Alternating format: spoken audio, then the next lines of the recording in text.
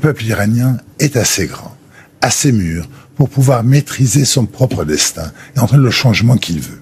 On ne peut pas accepter qu'un État s'autorise à, sans mandat, changer les régimes à gauche. Il y a une violation du droit international. Le droit international est bafoué, non, on ne parle même plus. Elle est bafouée dans le principe de la guerre menée à l'encontre de l'Iran. Il est bafoué dans le prétexte illégitime utilisé, puisqu'il n'y a aucune urgence ni imminence justifiant une guerre préventive. Alors ça, les experts sont d'accord sur le fait que l'Iran n'est pas sur le point d'avoir une bombe. Mais objectivement, vous ne pouvez pas me dire tous les experts sont d'accord. Ne m'écoutez pas. Écoutez Madame Tulsi Gabbard, la patronne de la sécurité nationale aux États-Unis, qui, dans le cadre d'une présentation sous serment devant le Congrès, a dit texto, l'Iran, à notre connaissance, n'est pas en train de développer une bombe nucléaire et le guide n'a pas pris la décision de le faire. La CIA, il y a 3 semaines, a sorti un autre rapport disant la même chose. L'AIEA mais Trump, qui travaille un peu avec ces gens-là, dit dans 15 jours, Landa dans la rue peut dire que l'Iran a déjà une bombe dans la cave. Trump dit parfois des bêtises, mais c'est le président des États-Unis. Oui, mais à un moment, il faut faire confiance.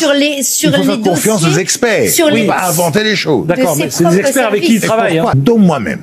Cependant, là où les lignes divergent, c'est de quelle manière. Moi, si vous voulez, en tant que franco-iranien, je peux difficilement digérer l'idée que mon pays se fasse bombarder de manière quotidienne, toutes les 15 minutes, par une puissance étrangère, et pas n'importe laquelle, pays poursuivi pour fait de génocide devant la Cour internationale de justice, sous prétexte de libérer ce pays. C'est la première fois dans l'histoire de l'humanité qu'on veut libérer un pays à coup de bombardement. Alors, un pays connu, un peuple connu pour leur nationalisme.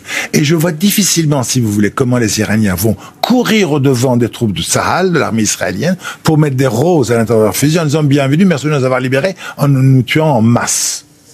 Alors, on va essayer de jouer même en France. Bien sûr, d'autres pays l'Iran en souffriraient également. Mais il y a beaucoup de gens dans le monde qui utilise cet exemple-là pour pointer le doigt sur l'opposition.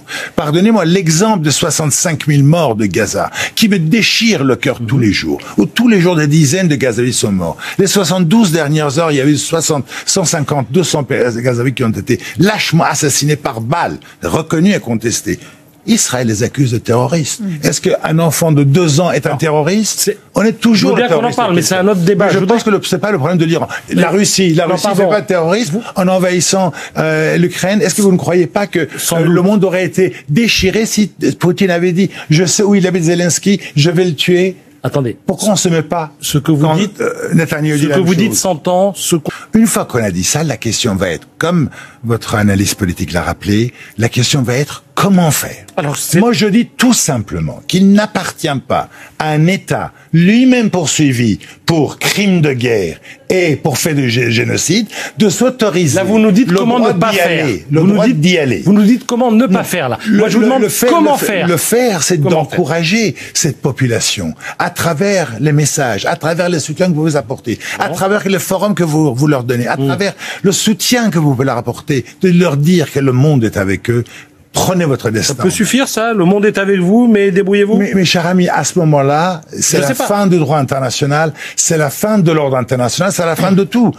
Un autre pays peut estimer que la France est un pays trop laxiste, beaucoup trop modéré, c'est insupportable, il faut changer le régime. Il faut abattre Macron et il faut envoyer des missiles pour descendre et anéantir Paris. Il y a des élections à peu près libres dans notre pays. Oui, mais vous savez, l'Amérique aujourd'hui, est-ce que vous conseillez l'Amérique de Donald Trump est une démocratie absolue?